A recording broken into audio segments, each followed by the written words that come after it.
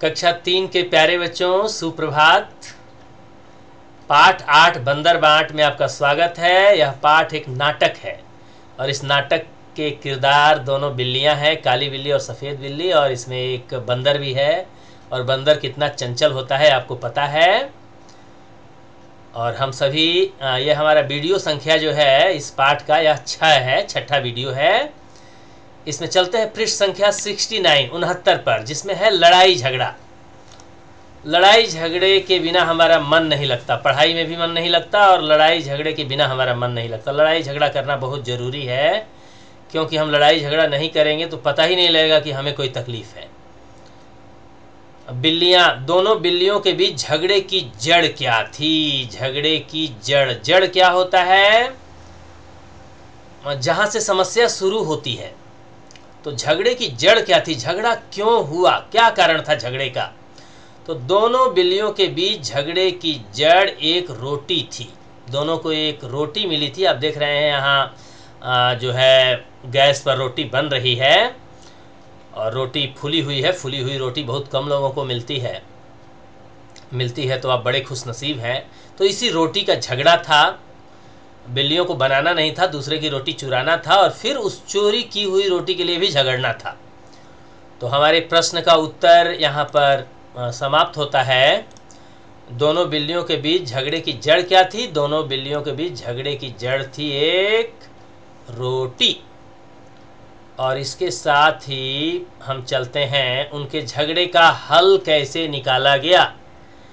हल तो बच्चों होता है किसान के पास, लेकिन वह हल नहीं है। इस हल का मतलब है इसका समाधान। जैसे मैथ का प्रश्न जो है कोई आपको दे दिया गया कि 69 और 72 कितने होते हैं और आप उसका उत्तर बता दिए, तो वही उत्तर का एक समानार्थक शब्द, पर्यायवाची शब्द हल भी है। तो उनके झगड़े का हल कैसे निकाला गया? उनका झगड़ा भाई बहुत ज़रूरी था। दोनों पहले नमस्ते की हैं, फिर झगड़ा की हैं, और उनका हल निकला कैसे, इसके बारे में हमें ध्यान देना है। हर चीज़ का हल ज़रूरी होता है और रोटी के लिए दोनों झगड़ रही थी और इसका हल कैसे निकाला गया। तो दोनों उस पर अपना अपना अधिकार बताकर आपस में झगड़ती हैं। बिल्लियां जो हैं अपना अपना अधिकार बताकर आपस में झगड़ती हैं। उनके झगड़े का हल बंदर ने पूरी रोटी खाकर निकाला। बंदर के पूरी रोटी खाने के बाद न रोटी बची और न ही दोनों बिल्लियों के झगड़े का कारण बचा। झगड़े का कारण भी खत्म हो गया। दोनों बिल्लियों के झगड़े की जड़ रोटी का टुकड़ा था। ज़मीन के टुकड़े के लिए भी लोग लड़ते हैं और रोटी के लिए भी लोग लड़ते हैं। हम लोग नहीं लड़ते क्योंकि हमारे पास रोटी है, मम्मी पापा कमाते हैं। लेकिन जहाँ पर समस्या है, जब समस्या आती है तब उसका समाधान खोजा जाता है। तो दोनों बिल्लियाँ जो है रोटी के लिए लड़ रही थी और वह रोटी भी चोरी का था। दोनों उस पर अपना हक जता रही थी। चोरी की हुई जो किसी और ने बनाया था, जो किसान ने अनाज उगाया था, उसकी चोरी की हुई रोटी पर दोनों अपना हक जता रही थी, अपना अधिकार जता रही थी, बता रही थी कि रोटी मेरी है। बंदर ने तराजू निकाला और समान बंटवारा करते हुए नहीं, समान बंटवारे का नाटक करते हुए उसका उन्होंने नाटक किया। यह भी एक नाटक है। सारी रोटी स्वयं खा ली। झगड़ा खत्म हो गया। दोनों बिल्लियां भूखी की भूखी रह गईं। तो ये था कमाल इस नाटक का। हम लोग भी लड़ाई करेंगे तो हमारा हल निकलेगा, फ़ायदा होगा और कोई न कोई हमारे में भी न्यायाधीश बनेगा और हमारा झगड़ा भी खत्म हो जाएगा जब रोटी खत्म हो जाएगी। तो अब हम चलते हैं और अगले प्रश्न पर। इसमें आप देखिए एक बंदर है और इसके नीचे आपको तराजू भी दिख रहा है, धर्म कांटा। बंदर को हम लोग बानर भी कहते हैं। और बंदर ने झगड़े का फैसला कर दिया।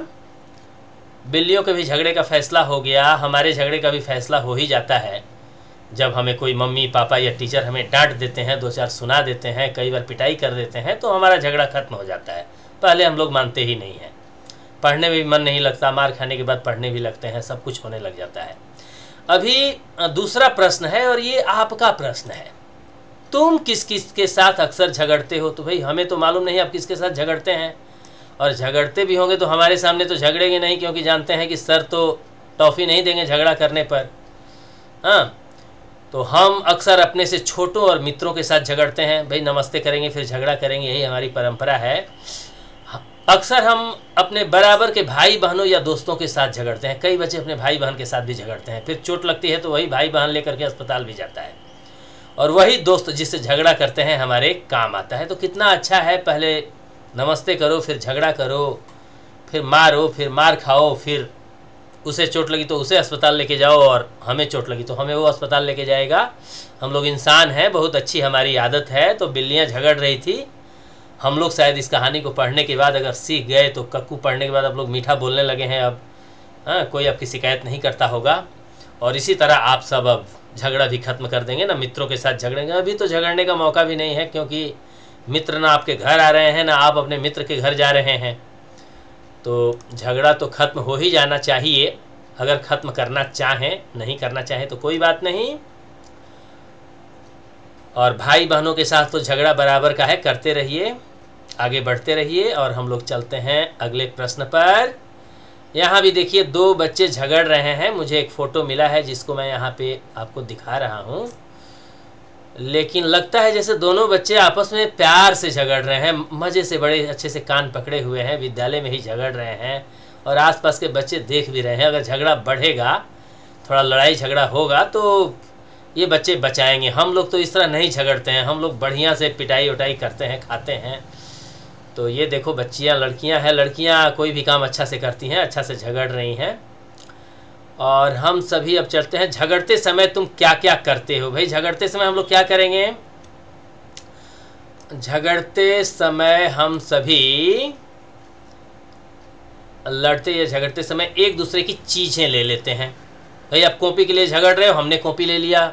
एक लड़की को मैंने क्या किया कि बताया था कि भाई एक कॉपी नहीं लाई थी घर से, उसको मैंने दूसरे बच्चे की कॉपी दिलवा दी, लिखी नहीं थी, और जिसने उसको कॉपी दिया उसी को वह मारने लगी।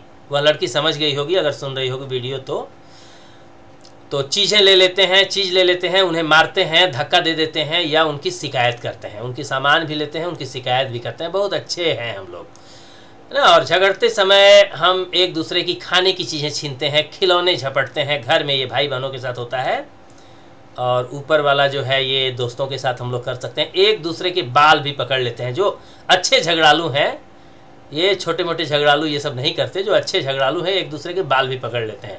इसीलिए हम लोग बाल भी छोटे रखते हैं। जैसे पहलवान सब हमारे यहाँ बाल छोटे रखेंगे एकदम, और तेल लगाए रहेंगे और लड़ेंगे कि कोई बाल पकड़ेगा भी तो फिसल जाएगा। उसका यहाँ पर टेक्निक काम नहीं आता है।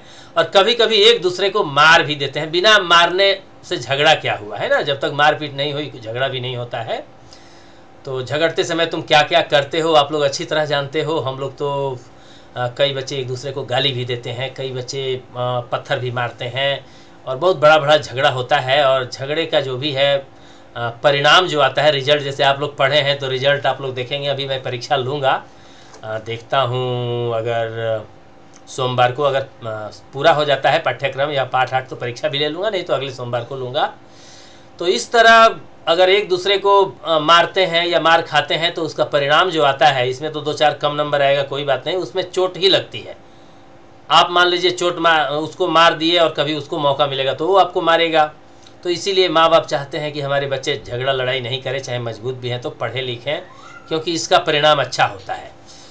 और अब दूसरा प्रश्न भी है, एक प्रश्न से तो काम चलेगा नहीं। जब तुम किसी से झगड़ते हो तो तुम्हारा फैसला कौन करवाता है। फैसले की बहुत ज़रूरत होती है। निर्णय, फैसला मतलब निर्णय। तो हमारा फैसला कौन करवाता है झगड़े का, इसके लिए हमको चलना पड़ेगा। और अगले पृष्ठ पर, हाँ, और देखिए हमारे झगड़े का फैसला हमारा फैसला हमारे बड़े लोग करते हैं। घर में जो बड़े हैं उनका काम क्या है, हम लोग झगड़ा करेंगे, वो हमारा फैसला करेंगे। और हमारा फैसला हमारी मम्मी करवाती हैं, पिताजी करवाते हैं, चाचा जी करवाते हैं, दादाजी करवाते हैं, भैया जी करवाते हैं। और जिसके घर में जो भी हैं, किसी के मान लीजिए दादाजी ऊपर चले गए तो झगड़े का फैसला क्या करवाएंगे, और किसी के पिताजी काम करने गए हैं तो माताजी ही फैसला करवाएंगी। तो आपका जो भी आप उत्तर हो, कोई भी उत्तर एक लिख सकते हैं इसमें, मैं लिख दिया हूँ कई सारा। और आपके रियल में वास्तविक चीज़ लिखिए, उससे क्या होता है आपको ज़्यादा सोचना नहीं पड़ेगा। और इसी के साथ मैं इस छठे वीडियो को समाप्त करता हूँ। धन्यवाद।